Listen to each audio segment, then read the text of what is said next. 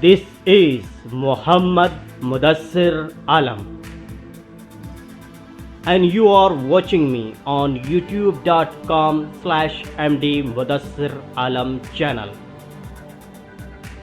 We are bringing an exclusive show, the Mudassir Talk Show, an exclusive show to inspire you, an exclusive show to motivate you, an exclusive show to shape up your career.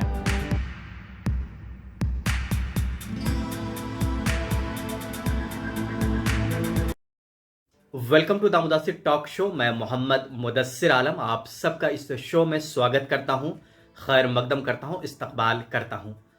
मैं ये आशा करता हूं, उम्मीद करता हूं, ये दुआ करता हूं कि आप सब हेल्दी रहें, स्वस्थ रहें, बिल्कुल सेहतयाब रहें। कोविड-19 के मामले काफ़ी बढ़ रहे हैं, इसलिए आप एहतियात बरतें।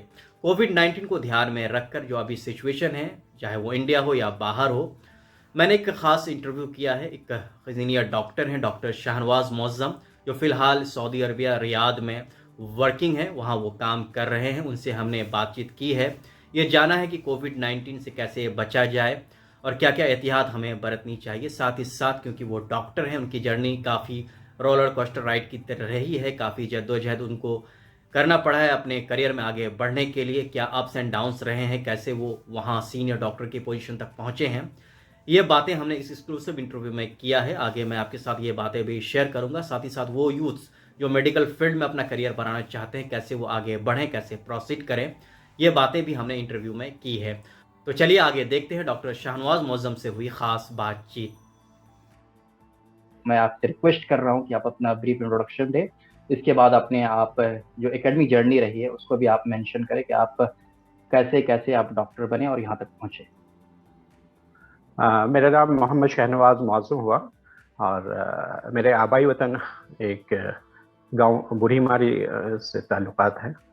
बूढ़ी मारी में मेरी प्राइमरी एजुकेशन बूढ़ी मारी में हुआ और इनफैक्ट मैं अपने एजुकेशन लाइफ को दो पार्ट में बताना चाहूँगा आपको।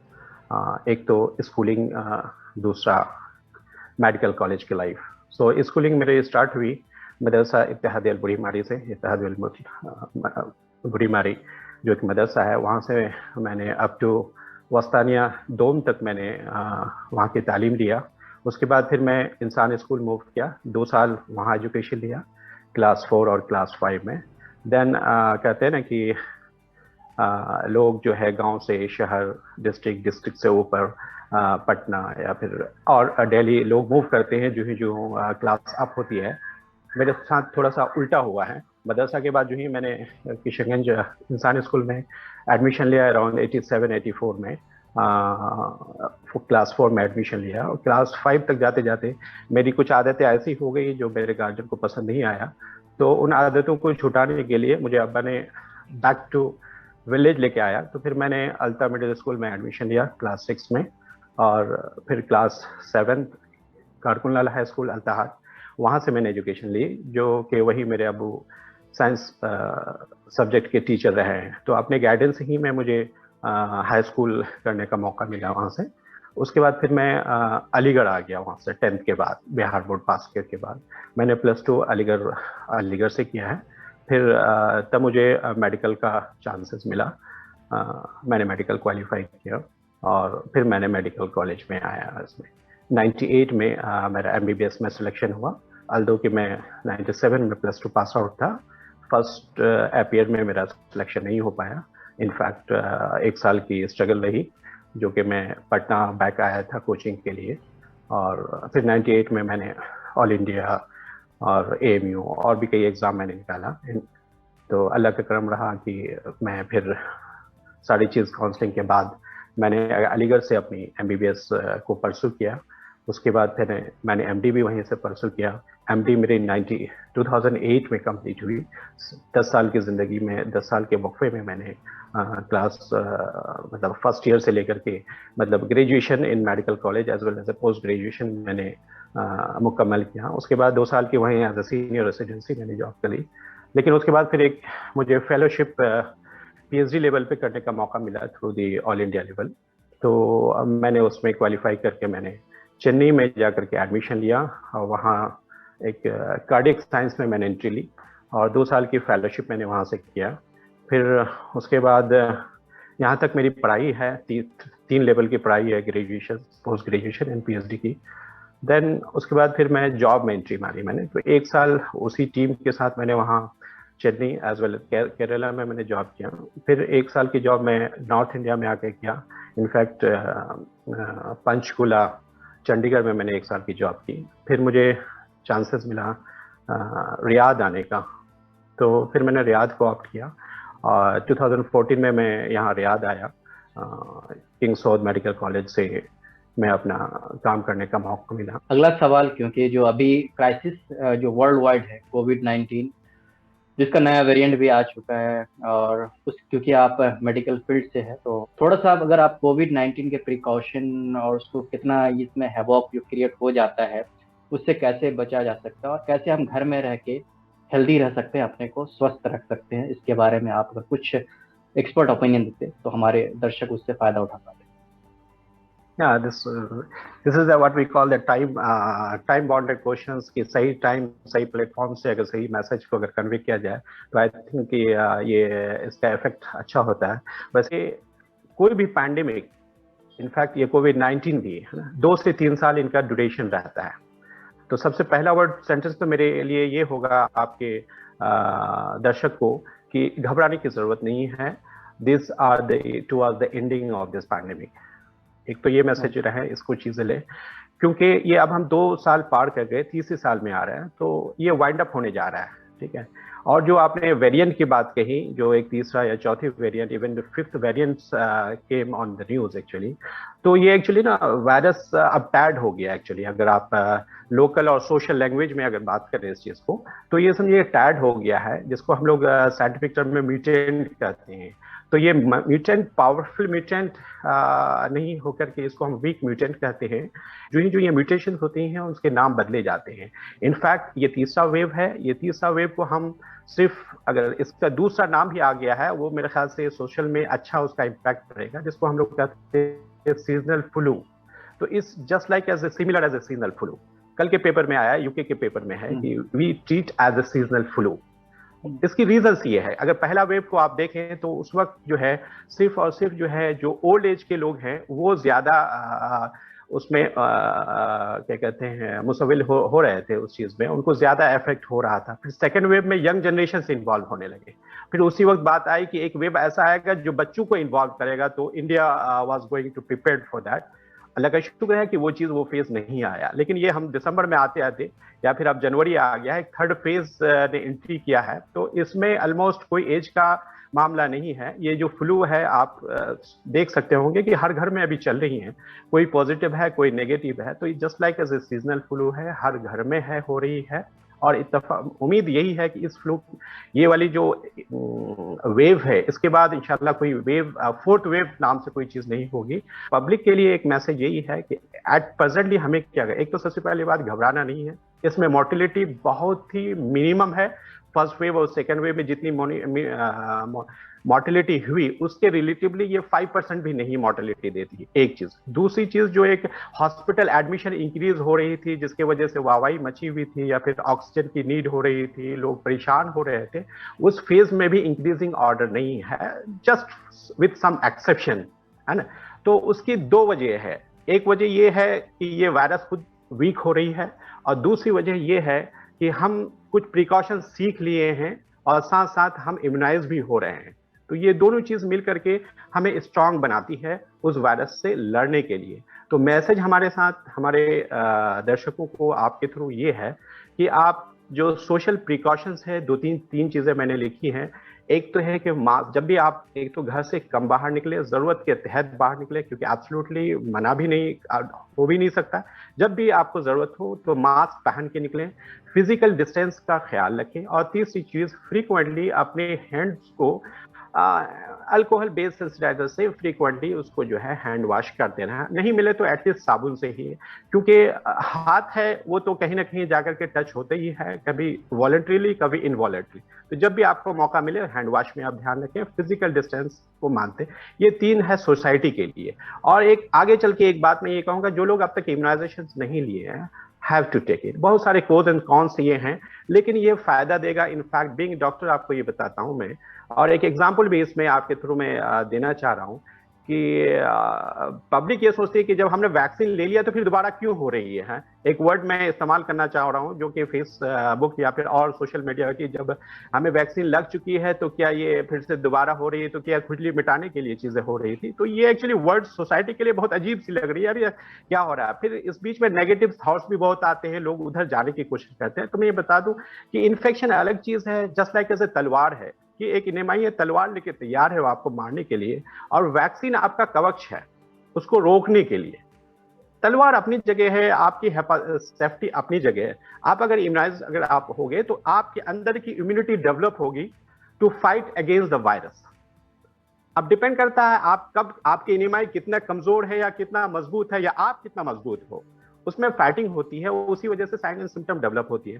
खैर अल्हम्दुलिल्लाह एट द एंड मैं शॉर्ट में ही कहना चाहूंगा कि अभी अगर किसी को भी ये चीज हो रही है, ये इन्फेक्शन, चाहे वो इम्यूनाइज्ड हो या नहीं हो, दोनों में हो रही है, तो इसका ये मतलब नहीं हुआ कि इम्यूनाइजेशन हो गया फिर उनको क्यों हो रही है। दैट्स अ डिफरेंट थिंग जो मैंने अभी आपको एक्सप्लेन किया। दूसरा, अगर हो भी रही है तो जिसकी वजह से सिर्फ सर्दी खांसी बुखार तक या फिर बदन दर्द या थकान 2 से 4 या मैक्सिमम 5 डेज रहता है। सिम्टमेटिक ट्रीटमेंट लें, अपने घर में मतलब लिमिट रहें, और इंशाल्लाह फिर उसके बाद आप नेचुरल इम्यूनिटी को गेन करें। साथ साथ जो ये आप लोकल गवर्नमेंट को जो एडवाइस हैं उसको फॉलो करते रहें, डिपेंड अपॉन योर रीजन।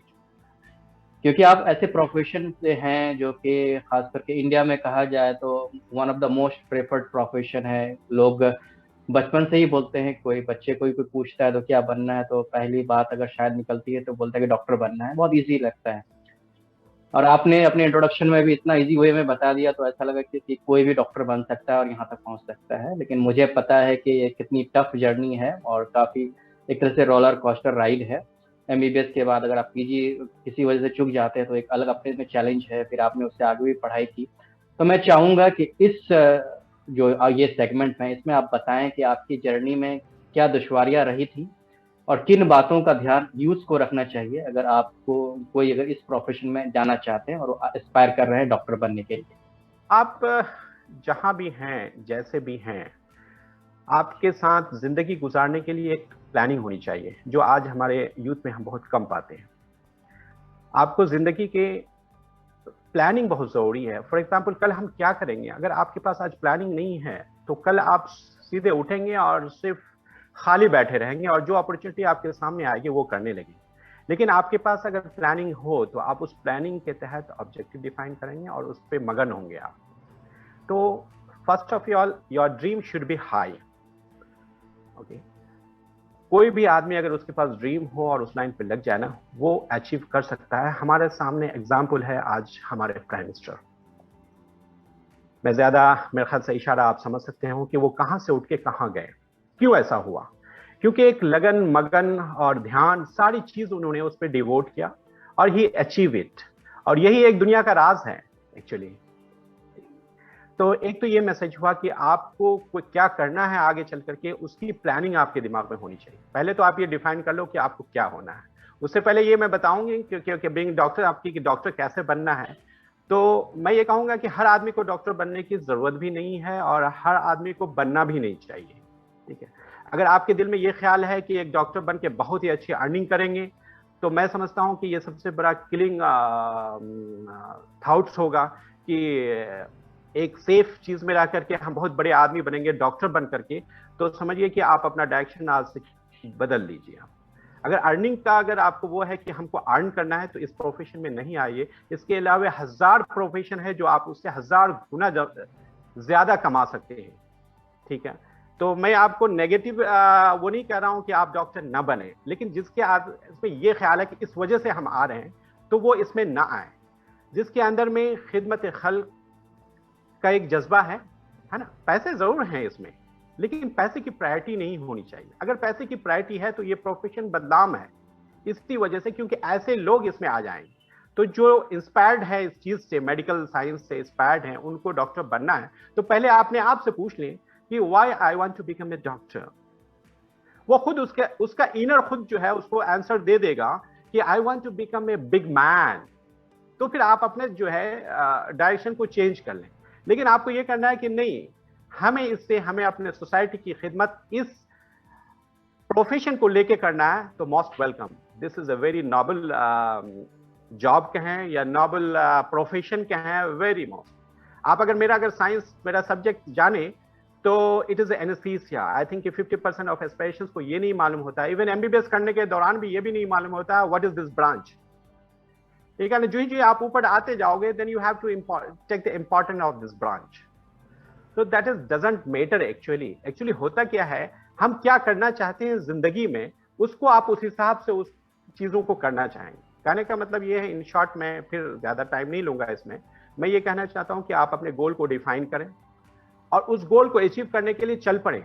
रास्ते बहुत ही दुश्वार मिलेंगे आपको, लेकिन रास्ते दुश्वार होने से ये मतलब नहीं रहता है कि हम अपने मंजिल को चेंज करें।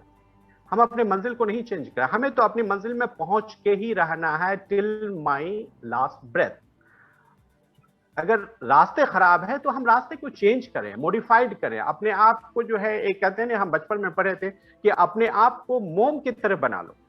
जैसे जैसे चीजें आएंगी वैसे वैसे रास्ते आएंगे, वैसे आपसे अपने आप को ढाल लो, लेकिन आप अपने कैरेक्टर को कभी लॉस नहीं करो। मोम हमेशा मोम ही रहेगा, जलने के बाद भी वो मोम रहता है, लेकिन वो अपना मंजिल तक पहुंच जाता है। अपने आप को बर्न कराओ, हर चीज कराओ अपने मंजिल को पाने के लिए, लेकिन आप अपनी कैरेक्टर को नहीं लॉस करें और अपनी मंजिल तक फिर आप देखेंगे मंजिल अपने आप तक आ जाएगी। एक मैसेज। दूसरी मैसेज मैं ये देना चाह रहा हूं, हम इस दुनिया के पीछे परेशान हैं, ये दुनिया ऐसा नहीं है, वो नहीं है, प्राइम मिनिस्टर ऐसा नहीं है, मेरा इंडिया ऐसा नहीं माय दोस्त, ये ऐसी चीज है। इस थ्योरी को आप बदल दें, ये थ्योरी अच्छी चीज नहीं है, ये आपको कहीं बर्बाद करके छोड़ेगी। ये दुनिया, इस दुनिया से हम नहीं है, हम इस दुनिया से हैं।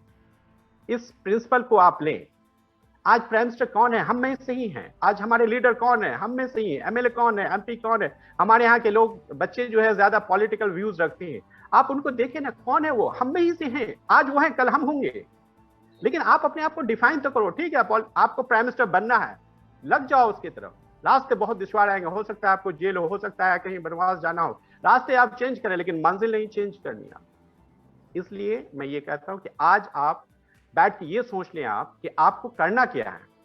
अब ये है कि मंजिल क्या चूज किया, एक दिन में क्या करना है, तो टाइम बॉन्डेड आप चीजें रखें कि हमको एक हफ्ते में क्या अचीव करनी है, एक साल में क्या अचीव करनी है, 10 साल में क्या अचीव करनी है, और आखिरकार हमको ओवरऑल क्या करना है। तो अपने आप को डिफाइन करें। इसको मैं 4 चीजों में डिफाइन करूंगा अपने लाइफ को, कि एक जिंदगी अपनी होती है, कहते हैं कि जिंदगी जरूरत की जिंदगी होती है, जिसमें सिर्फ 3 चीज आती है, खाना, कपड़ा, मकान। 3 वक्त का खाना, कपड़ा पहनने को, और एक शेड होना चाहिए रहने के लिए। ये चीज है जरूरी। दूसरी चीज है जिम्मेदारी। आपके वाइफ हैं, बच्चे हैं, माँ बाप हैं, ये आती है जिम्मेदारी है। अगर आप उनकी कफालत करते हो तब आती है जिम्मेदारी में। अदरवाइज इंडिपेंडेंट हो गया, they are independent to each other, वो अपनी जिंदगी की अपनी रिस्पॉन्सिबिलिटीज है। अगर आपकी जिंदगी है तो दूसरा। तीसरी चीज आती है ख्वाहिशात, वो लामहदूद है, there is no limitation for that. मैं ये नहीं कह रहा हूं कि आप ख्वाहिश को नहीं करें, उसकी एक लिमिट बनाएं और उस चीज को अचीव करने के लिए। और ये सारी चीजें ना एक चीज के अंदर करें कि आपके जिंदगी के मकसद क्या है। जब आप इन 4 चीजों को डिफाइन करेंगे ना अपने वर्क को ना, आप आराम से इसमें आप समा देंगे। और इसके बियॉन्ड में अगर आप चीजें हैं तो आप समझो कि they are going to waste. कल हम क्या करेंगे, मेरे पास प्लानिंग नहीं है तो कल का मेरे पास कोई यूज नहीं है। आई थिंक इन शॉर्ट मैंने मिक्सअप चीजें करी जरूर हैं, लेकिन मेरी पूरी जिंदगी से यही सारी चीजें निकल पाती हैं। और इस चीज को अगर एक इंडिविजुअल अपने आप को अगर एक संभाले तो आई थिंक कि वो अपने आप को डिफाइन कर लेगा। शो का जो फॉर्मेट होता है उसके आखिरी सेगमेंट में अगर मैं कोई सवाल गेस्ट से नहीं पूछता हूं तो गेस्ट फ्री हैं उसका सवाल का जवाब देने के लिए, या जो सवाल मैंने नहीं पूछा है वो अपनी बात रखने के लिए फ्री हैं। मेरे अब तक जो मैंने एक फिलोसफी अपनी जिंदगी से सीखी है, it is a step of that lead us to reach to our target. Actually किसी भी मंजिल तक पहुंचने के लिए, मंजिल हम उसको कहते हैं कि यहाँ से ऊपर उठने की चीजों को मंजिल कहते हैं। जैसे पहला मंजिला, दूसरा मंजिला, तीसरा, इसी से चीजें आई, मतलब कुछ ना कुछ ऊपर उठने का है। तो वहां जाने के लिए एक सीढ़ी चाहिए और सीढ़ी के लिए कई कदम बढ़ाने होते हैं। कहते हैं बहुत लोग, फिलोसोफर कहते हैं कि पहला ही स्टेप जो है वो फेलियर का होता है। You have to take one. अगर आप जिंदगी में अगर जा रहे हो, अगर सफर कर रहे हो और आप अगर फेल हो गए तो समझो you have to cross your first steps और you have to happy to attend on that way. यही ने कहा कि आपको जो है अपना मिशन नहीं भूलना है, क्यों जा रहे हैं। लेकिन आप अगर वहां हताश खा करके गिरे जाओगे, कोई आपको नहीं उठाएगा। हो सकता है कोई दोस्त अहबाब और आपके भाई और दूसरी चीज एक बार बोल भी देगा, लेकिन उसके बाद फिर दोबारा देखेगा तक नहीं। आपको खुद उठना है और दूसरे स्टेप की तैयारी करनी है। जब मुझे 10th का जब मुझे रिजल्ट मिला मेरे हाथ में, तो मैं उस वक्त पूर्णिया में था अपने जाती कामों से। एक्चुअली मैं वहाँ एक ट्रैक्टर सही करवाता था, तो उसी के सिलसिले में था। तो हमारे टीचर वहाँ पहुंचे थे रिजल्ट कलेक्ट करने के लिए। तो जब रिजल्ट आया तो मुझे बताया गया कि जो है आपको ऐसा रिजल्ट है। तो मैं वहाँ बैठ करके रोने लगा वहाँ। तो इनफैक्ट और भी लड़के आए थे वहाँ पूर्णिया में के लोग, दूसरे स्कूल के लोग। तो मुझसे तो नहीं वो लोग बात कर पाए क्योंकि मैं रो रहा था। तो मेरे टीचर जो पहुंचे थे रिजल्ट लेने के लिए, तो उनसे कहा कि ये लड़का रो क्यों रहा, फेल कर गया क्या? तो हमारे उस्ताद का जो है उस वक्त उनका कहना था कि बाबू ये फेल नहीं किया, ये डिस्ट्रिक्ट में टॉप किया है और he is the topper of the schools. तो बोले बेवकूफ है क्या, रो क्यों रहा है ये? तो बच्चे फिर आए मेरे पास कि तुम क्यों रो क्यों रहे हो? तो मैंने कहा कि ऐसे नंबर से क्या फायदा जिसमें मैं साइंस कॉलेज में एडमिशन नहीं ले पाऊँ, क्या फायदा मुझे ऐसे कर। तो कहने का मतलब ये है कि सक्सेस चीजें तो आती हैं, लेकिन वो मेरा जो वो रोना था वो था कि मैं जो इस चीज के लिए मैं पढ़ा हूँ आगे क्या स्टेप लूंगा, मेरे पास कुछ नहीं है। क्योंकि एक था कि जब उस वक्त तक मैं सिर्फ पटना ही देखा था और मैं देखता था कि जो अपने यहाँ टॉपर्स होते हैं वो कहाँ एडमिशन लेते हैं। तो उस वक्त एक साइंस कॉलेज एक बहुत बड़ा चीज़ बनी हुई थी और अभी भी इनफैक्ट लोग अच्छे लड़के एडमिशन लेते हैं वहाँ। I don't know the present condition. बस उस वक्त जितने भी अच्छे लड़के होते तो एडमिशन ले लेते। इवन मेरा कजिन भी वहीं एडमिशन लिया था। तो मेरे मार्क्स इस लायक नहीं थे कि मैं वहाँ एडमिशन ले पाऊँ, जिसकी वजह से मैं ये सोचा कि मैं करूँ तो करूँ क्या करूँ। क्या मतलब कि वहां मैं जब एडमिशन नहीं ले पाया तो आई वाज इन डिप। लेकिन वो मेरा जो नाकामी था, कामयाबी में कैसे बदला कि मेरी एडमिशन हुई नहीं। मैंने फिर अलीगढ़ की तैयारी का मौका मिला। 2 महीना पहले मुझे अलीगढ़ का नाम मालूम हुआ। मैं वहां गया, तैयारी किया मैंने और फिर अलीगढ़ में एडमिशन हुआ और फिर वहां से लाइफ मेरी बदल गई। क्योंकि अलीगढ़ में सिर्फ एक एजुकेशन ही नहीं, साथ साथ तरबियत भी मिलती है और जिंदगी के सारे वो चीज़ मिलती हैं जो आपको चाहिए। वहाँ डिपेंड करता है कि बस आपके अंदर ख्वाहिश हो और आप उसको लेने के लिए कामजन हो उसके लिए। एनीवे, तो मेरी लाइफ इस फेलियर से चेंज हुई। तो how can I say that's life, that's my failure, I am taking as a success step to reach my target. Okay, and the message for the youth, आज रात आप अपना मिशन जिसको कहते हैं ना टारगेट को डिफाइन कीजिए। आप कि आप क्या करोगे जिंदगी में, आप क्या करना चाहते हो, 1 साल बाद आप क्या करना चाहते हो, 10 साल बाद क्या करना चाहते हो। इसको आज आप बैठ के डिफाइन कर लो और फिर ये सोचो कि ये चीज है। उसके बाद फिर उसके ऑब्जेक्टिव को खोजो और उसको पाने के लिए अपने आप को लगा दो। फिर ये कहोगे ना कि जितनी सारी नेगेटिव चीजें हैं ना अपने आप हट जाएगी। इससे हटने की कोई जरूरत नहीं। हर आदमी के साथ अच्छाई बुराई होता है, सारी चीज अच्छा ही आएंगी। अब तुम्हें मालूम है कि तुम्हें जाना है दिल्ली जाने की क्या क्या जरूरत होती है। कपड़े चाहिए, थोड़ी बहुत खाना चाहिए, पैसे चाहिए। अब इसको अचीव करने के लिए तुम्हारे पास क्या चीजें मुहैया है, अपनी अपनी एबिलिटी के हिसाब से देख लो। आपको चाहिए, आपके पॉकेट में निकल लो, टिकट लो, निकल लो। नहीं है बाप से लेना है ले लो, नहीं है गार्जियन से लेना है, नहीं है सोसाइटी से लेना है, हैव टू डू। एक्चुअली वतन से हूँ, वतन से तो बहुत बाहर हूँ मैं, लेकिन वतन की दर्द हमेशा दिल में रहती है और इंशाल्लाह फिर वतन वापस आऊँगा क्योंकि सारी चीज़ मेरी वहीं है। फिर जब तक मैं वहाँ नहीं हूँ तब तक मैं कोशिश करता हूँ कि वतन से लगा रहूँ और अल्लाह ने जो एबिलिटी दिया है उस एबिलिटी का रोशनी वहाँ मैं निछावर करूँ। तो अभी रिसेंटली वहाँ एक कोचिंग एस्टेब्लिश्ड हुआ है जिसमें मैं एक पार्ट हूँ, जिसको हम लोग इम्पेटस एकेडमिक से नाम जानते हैं। वहाँ एक इंजीनियर मंसूर आलम साहब हैं और दूसरे हमारे इम्तियाज़ साहब हैं, शमीम साहब हैं। ये लोग मिलकर के एक कोचिंग एस्टेब्लिश किए हैं and I am one of the part of that from the beginning. And इसमें आपका भी बहुत अच्छा रोल है एंड हम सब मिल करके फिर इंशाल्लाह एक ऐसी चीज़ें डेवलप करना चाह रहे हैं जिसकी वजह से चीज़ें वहाँ से चीज़ों को मिले वहीं रह करके। फॉर एग्जांपल हमने आज हमारे यहाँ क्या हो गया है सोसाइटी में, जिसको पढ़ना है वो कोटा भाग लेते हैं, है ना। कोटा के क्या रिजल्ट है, हम सिर्फ उन्हीं को मतलब जो स्टार्स होते हैं ना उनके रिजल्ट को जानते हैं, बीइंग हम उसके मेडिकोज हो करके, क्योंकि हमने सारी फेज को पार किया है। 100 अगर लड़के वहां जाते हैं तो मुश्किल से 2 या 3 रिजल्ट आते हैं, और उसी को लेकर के हम बहुत वाहवाही करते हैं। हम बाकी 98 बच्चे को देखते ही नहीं कि उनके साथ हो क्या रहा है। ठीक है, मैं नेगेटिव बातें यहाँ नहीं करूंगा, लेकिन मैं ये यहाँ बात करना चाहूंगा कि जिसके अंदर जो चीज गमशन है, जिसको जाने की ख्वाहिश है, वो जाए और करे, कहीं से कहीं करने की जरूरत नहीं है। मैं ऐसी चीजों को किशनगंज ही में इम्प्लांट करें। फॉर एग्जाम्पल हम लोग अलीगढ़ मुस्लिम यूनिवर्सिटी पढ़े, लेकिन हमारी आप भी हैं उसमें और भी हमारे साथियों में, हम लोग चाह रहे हैं कि एमयू किशनगंज भी आ जाए। आज कितना हंगामा चल रहा है, उसके लिए स्ट्रगल चल रही है, इंशाल्लाह आएगी, उसके लिए हम लोग उसमें लगे हैं, हमारे साथी लगे हुए हैं। इसी तरह मैं ये चाह रहा हूँ कि कोटा एक रूप में वहां पहुंच चुका है, हम एक फॉर्मेट में ला चुके हैं, अब ये लोगों को चाहिए कि उसे हासिल करें।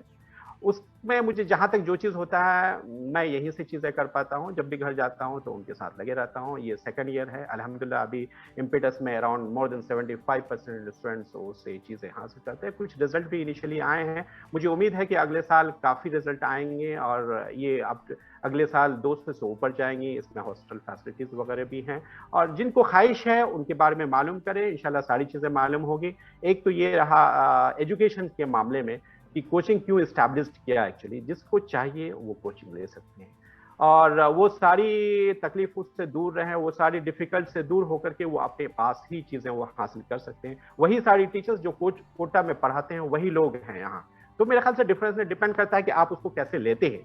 चीजें समझ में आता है तो लें, आपको कोटा जाना है आप जाए, मोस्ट वेलकम, कहीं भी जाए, लेकिन मिशन में रहें और अच्छी चीज अपने टारगेट में सक्सेस होकर रहे, यही मेरी सबसे बड़ी खुशी होगी। कहीं से भी चीज करें चीज। दूसरी चीज है कि नहीं, ये तो मुदस्सिर भाई आप ही हैं, जैसे फॉर एग्जांपल आपने इम्पेटस में, मुझे आपका बहुत ही शुक्रगुजार हूँ कि आपने इम्पेटस को मुझे इंट्रोडक्शंस कराया उससे, और I have attached with that. So ये इसमें बड़कपन है आपकी और आपकी कोशिश है, तो thank you again for that. Social activities में मैं आपके दर्शकों को मैं एक इनवाइट करूंगा कि अगर आपको किसी तरह की सजेशन की ज़रूरत हो या हेल्प की ज़रूरत हो in the field of education, in the field of health and lump sum for financial assistant, ये तीनों चीज़ों को लेकर के अगर कोई भी चीज़ आप इंडिविजुअली अगर आप अप्रोच करते हो तो most welcome. If you need, पहले आप ये डिफाइन कर लो कि आप नीडी हो या नहीं हो। अगर आप नीडी हो तो मेरे पास ओपनली आप आ सकते हो, इंशाल्लाह कोई ना कोई सॉल्यूशन निकल आएगा, चाहे मैं किशनगंज में हूँ या रियाद में रहूँ। और आप कैसे आ सकते हैं, मेरा नंबर व्हाट्सअप ओपन ही रहता है, नहीं है तो फेसबुक में मैं हूँ। आखिर में जाने से पहले, जैसा कि आपने कहा कि वतन आने की ख्वाहिश है आपको, हम ये दुआ करते हैं, ये उम्मीद करते हैं कि आप ग्रैंड सक्सेस के साथ, प्रोफेशनल सक्सेस के साथ वापस आए इंडिया और अपनी सोसाइटी को, नेशन को सर्व करें। आप हमारे साथ जुड़े, बहुत बहुत शुक्रिया। कि इस इंटरव्यू को देखने के बाद वो लोग जो मेडिकल फील्ड में अपना करियर बनाना चाहते हैं उनको काफ़ी आइडिया मिला होगा। साथ ही साथ वो लोग जो अभी फ़िलहाल कोविड-19 के मामले पढ़ रहे हैं, कैसे एहतियात बरतनी है, उन चीज़ों को भी समझने का मौका मिला होगा आपको। अगर ये वीडियो पसंद आए तो इसे लाइक करें, दूसरों से ज़रूर शेयर करें, चैनल को सब्सक्राइब करें अगर आपने अभी तक सब्सक्राइब नहीं किया है, और बेल के आइकन को ज़रूर दबाएं ताकि इस तरह के इंटरव्यूज़ जो मैं इस चैनल पर अपलोड करूं तो उसकी जानकारी आपको सही समय पर मिल जाए, आप बिल्कुल उस इंटरव्यू को मिस ना कर जाएं। बहुत बहुत शुक्रिया। Please keep on watching my channel. Stay at home, stay healthy. Thanks a lot. शब्बा खैर, शुभ रात्रि, गुड नाइट।